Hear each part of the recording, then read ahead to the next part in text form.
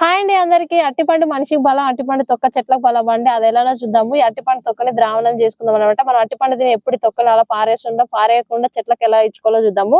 ముందు రోజు తినేయండి పర్వాలేదండి, కొంచెం కలర్ చేంజ్ అవుతాయి కానీ దాన్ని కూడా మనం ఇలా యూజ్ చేసుకోవచ్చు. ముందుగా అయితే ఇవి ముక్కలా కట్ చేసుకుందాము.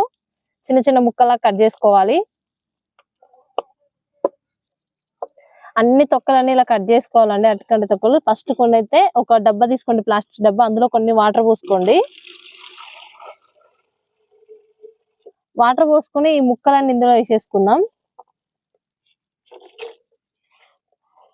ఇది చెట్లకైతే చాలా బాగా ఉపయోగపడుతుంది అండి. ఇందులో కాల్షియం, పొటాషియం అనేది ఎక్కువ ఉంటది. ఇలా కొంచెం ఊపుకోండి అందులో కలిసేటట్టు. వాటర్ మాత్రం ఈ తొక్కలన్నీ మునిగేటట్టు ఉండాలి. ఇప్పుడు దీన్ని మూత పెట్టుకుందాం.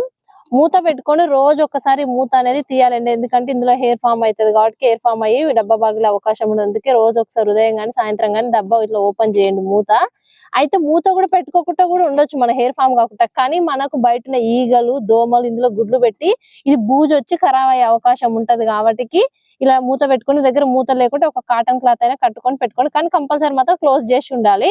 ఒక 8 డేస్ నుంచి 10 డేస్ వరకు ఉంటే ఇది బాగా మనకు వాటర్ లోకి మాగినాక దీనికి మళ్ళీ కొన్ని నీళ్లు యాడ్ చేసుకొని మనం చెట్లకు మూసుకుందాం.